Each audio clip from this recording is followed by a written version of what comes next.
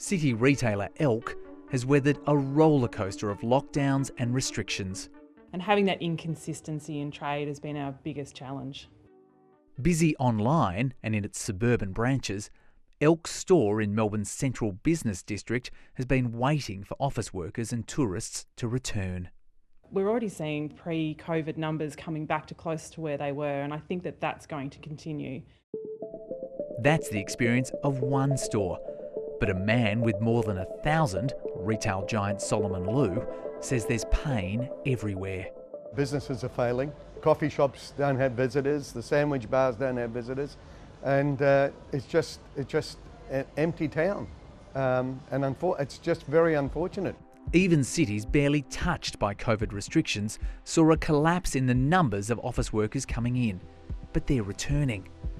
And the money points to hope too. More than $2 billion worth of CBD retail was sold last year as buyers snapped up real estate bargains. Demand is growing. Morning, Calvin. How are you? Good, thanks. How are you? Can I get the usual? Usual. Real estate agents are filling shops again, often with retailers that haven't had a city store before. Flat white? Thanks so much. Thanks so much. On average, rents have kind of stayed where they always were. We're not seeing significant discounts being offered, but definitely more flexible terms. Prolific deal maker Zelman Ainsworth says retailers are using what they know about their customers, gleaned from online purchases and deliveries, to make decisions.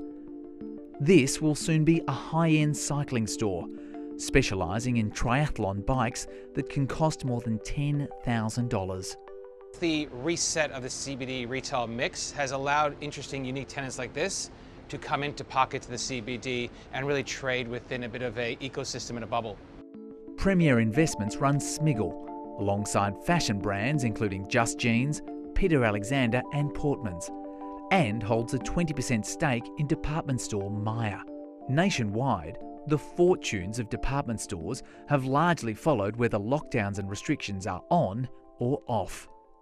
Billionaire Solomon Lew isn't entirely positive yet. It's picking up in the shopping centre malls. It's picking up a lot more than the CBD. The CBD is still very, very quiet.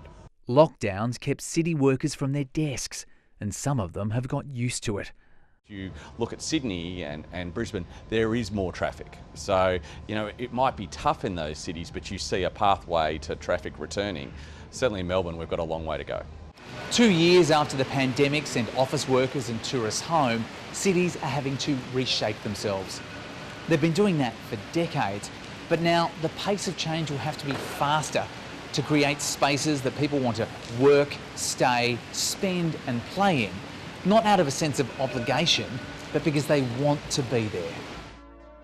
Marnie Godding is looking for a further city site, but the bargains are already gone. We thought post-pandemic that actually leases would be everywhere and we'd be able to have the pick of the bunch. We're looking to expand our retail offering. However, it's actually the opposite. We're seeing, less and less doors available. Back to the CBD. But it's a story of hope and fear, all in the same city block.